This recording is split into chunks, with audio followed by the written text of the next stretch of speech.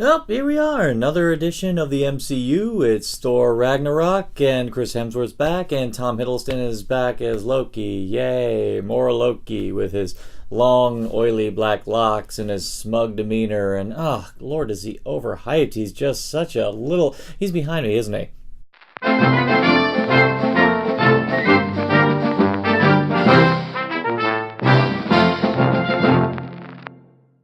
Thor Ragnarok, directed by Taika Waititi. Most people would not know him, but many of us do know him as the director of such amazing films as What We Do in the Shadows and Hunt for the Wilder People. And I will say, watching those films, I got even more jazzed when I was seeing Sam Neill pop up in this movie, and also one of the actresses from Hunt for the Wilder People pop up as well. And there's another cameo in the same scene with Sam Neill, which I can't even begin to explain. Suffice it to say, his colleague working at DC is going to be kind of going, oh, so that's how it is. So Ragnarok is a particular saga that was in the comics, which I know a lot of fans of Thor were looking forward to, and they were also wondering if they were going to go as far as they do in the original comic story. I've never read the comic story. Thor, I will still say, even though I really loved him in the MCU, and his movies have been very entertaining, he's never really been one of my top guys. I will say I like him a heck of a lot more than I did when I saw the first movie, and I'll say I always look forward to seeing him every time. So I guess you could say my hype for this movie had nothing to do with him per se. I'd say my hype entirely had to do with Taika Waititi, because once again, I utterly adore that man and his movies. If you have not seen What We Do in the Shadows, you are depriving yourself. It is, I would say, if I did a bona fide top 10 list of the greatest comedies of this century, that one's probably going to wind up in the top 5. So that's kind of how, in such high esteem, I hold him as a director. So when he got announced to direct Ragnarok, I was more excited about that. It was kind of a stepping stone to get to what we're all waiting for, to get to Infinity War. So I suppose I was kind of looking at this the same way as many of us were probably looking at Thor: The Dark World, or what we thought Winter Soldier was going to be. Admittedly, I was kind of hoping that Ragnarok was going to be the same in magnitude Winter Soldier for me, because in a fashion it does, and I will say I got to credit this movie, it does go the routes in a fashion similarly to Winter Soldier, where it does change things, like to the point where you don't know where it's going to go from beyond that point. Winter Soldier, Shield collapsed, it rocked the MCU, and I can definitely give you this about Ragnarok, it definitely rocks the MCU. Something big and massive and colossal happens in the end of this, and that's actually something I'm noticing about pretty much most of the movies in Phase 3. All the heroes always seem to end in this, I want to say, sometimes, kind of just a lower place, or sometimes just flat out destroyed. As we know, at the end of Civil War, Cap's on the run, the Avengers have been disbanded, and Tony's now left to lead them and reconstitute them. The Guardians themselves, Star-Lord just lost his dad. You have Gamora and Nebula now at a good crossroads for themselves, where now they have to think about their dad. They're in a kind of dark place too, and even Spider-Man to a very funny extent. After all, he's exposed to Aunt May, so he's kind of in his own wonderful way in a low spot. So I'm really liking where Phase 3 is going, where even when the heroes win the battle at the very end, they're still in a very tenuous place. If you don't stay for the credits on a Marvel movie, I have no sympathy for you, but definitely stay for both credits on this one. The mid one most definitely, because I could definitely sense where this is going to pop up with Thor in Infinity War. They did a really great job integrating the Planet Hulk storyline. It felt very seamless. I'll say at its core, on a story level, it was very clean. It was very clean. It was very seamless. And I got to give credit to the people cutting the trailers on this one. The trailers, I had no idea where things were in relation to each other on a narrative scale. So it was a good place to be. I had no idea. So to see it fall into place as it did was very smooth. So it handles the story extremely well.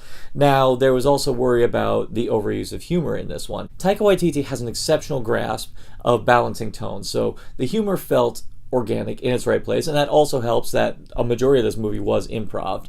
But when the time came when it got serious, I felt it really got serious.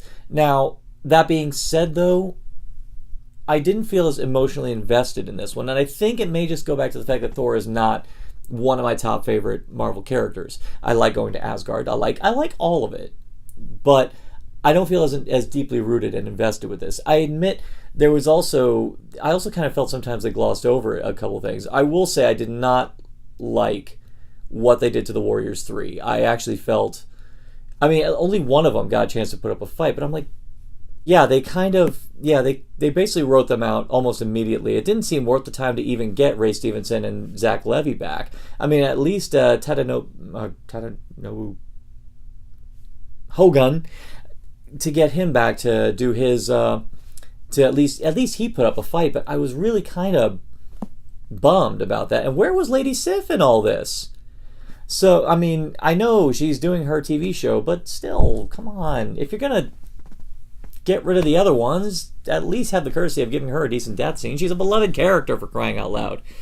So I was kind of, I think that was kind of a drop for me, because I really got, if there was anything I loved about the first two Thor movies, it was Lady Sif and the Warriors 3, and I definitely felt they were missing. They were definitely missing from this, so that was kind of a bummer for me. And now, with the hype saying that is the best Thor movie, yes, it is the best Thor movie. Now, of course, the Joker is going to come along saying, well, the first two Thor movies weren't really great to begin with. First off, I'm going to say the first Thor movie is very good. It's just not a great superhero movie, and in the sphere of the Marvel Cinematic Universe, it's definitely not up there with the rest. Thor: The Dark World, I'd say, is about as lowest on the tier as you could ever go. It's an entertaining film, but it's definitely one, compared to the other ones, that get better and better the more I see them, which I'm sure Ragnarok's going to get better and better the more I watch it. The Dark World, I'm starting to see the flaws more and more in that one, so I get why people don't like that. Ragnarok is an outstanding entry in the Marvel Cinematic Universe, and if you are a fan of Thor, you are going to be in for a ride. And also, and this is Thor's show, and he owns the show. I think that was another problem with the Dark World, that Thor kept getting upstaged by everyone around him. This time, I was focused on Thor, and this was his story. And Hemsworth, outstanding in this one. And for extra measure, the extra characters, Tessa Thompson as Valkyrie is a welcome addition, and I hope we get to see more of her in the films to come. And Ruffalo back as the Hulk again, and I would actually say when he comes back, I felt the same enthusiasm that Thor did, because I missed him. I missed the Hulk, and it was sad where we left him at the end of Age of Ultron, so I was genuinely excited to see him. It was nice to have this odd couple pairing with Banner and Thor, so that was another win for this movie, most definitely. And you know what? And they seem to be able to utilize Loki right in this movie. He didn't feel like the show thief like he did in the Dark World. This time he actually felt there was a nice, strong emotional arc. And I was talking about it with Lynn earlier, and yeah, there is kind of a quirk where it seems weird when a villain goes good. There was a nice, refreshing aspect to Loki in this, where it's one of those cases where their priorities are aligned, and there what did seem to feel like a nice sense of emotional closure between the two.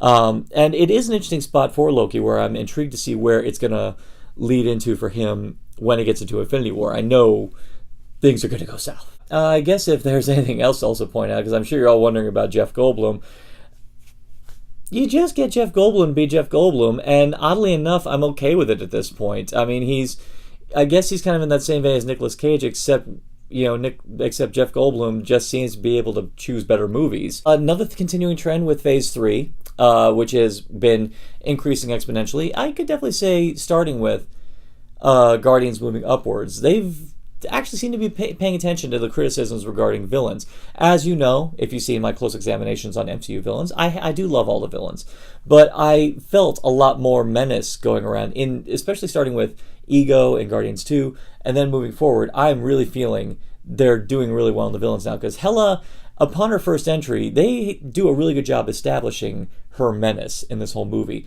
And I'm still watching, and I watch her every time. I'm like going, she is pretty much a force to be reckoned with. I mean, yeah, even she had moments of humor in it. And what I was worried about is if they did give her humor, if she was going to veer into camp. But she never did, and that was nice. She seemed like a person who was so drunk on her power that she treated everyone like fleas. Even Scourge, played by Carl Urban, she looked at him as a flea as well, but kind of a useful one. Thor Ragnarok, I suppose you could say overhyped for me, but at the same time not. It's just because I'm not as invested in Thor as I am in, say, Ant-Man or Captain America or any of them. But at the same time, it is still a worthy addition to the MCU, and fans of Thor will be immensely happy. So for myself, though, I'm going to give it the Narcotic Casserole rating of... Do you agree? Do you disagree? Do you consider this the best of the MCU Phase 3? Do you think that anything that comes afterwards does not compare? Leave it in the comments below. And for more addictive content on Narcotic Casserole, simply like, share, subscribe, click, thou shalt be served.